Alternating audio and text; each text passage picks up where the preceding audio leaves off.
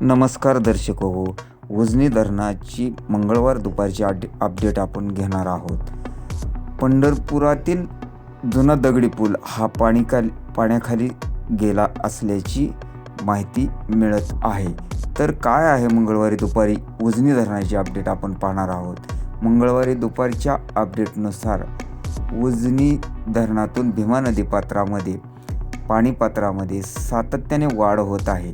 तर हा विसर्ग आता 40,000 क्युसेक्स दुपारपासून करण्यात आलेला आहे. तर पॉवर हाऊसमधून 1600 क्युसेक्सने पाणी सोडण्यात येत आहे.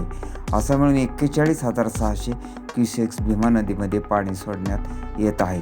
तर मुख्य कॅनेलमधून उजनी धरणामध्ये 800 क्युसेक्सने पाणी सोडण्यात येत आहे. तर बोगद्यातून 700 क्युसेक्सने पाणी सोडण्यात येत आहे.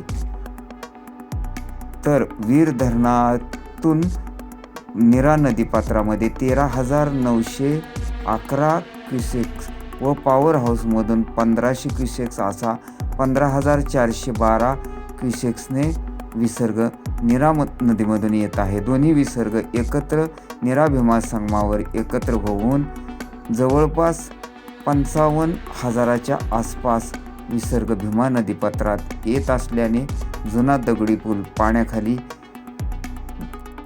जाऊन या पुलावर पाणी असू शकते.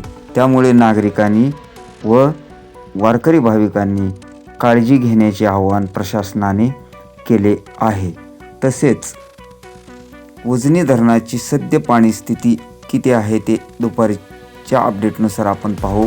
उजनी धरणामध्ये एकूण 103.18 TMC पाणीसाठा जमा झालेला असून यातील उपयुक्त पाणीसाठा 39.53 TMC आहे. तर दौंडकडून येणारी आवक 12,388 क्युसेक्स आहे. तर आज उजनी धरण 73.78% भरलेले आहे.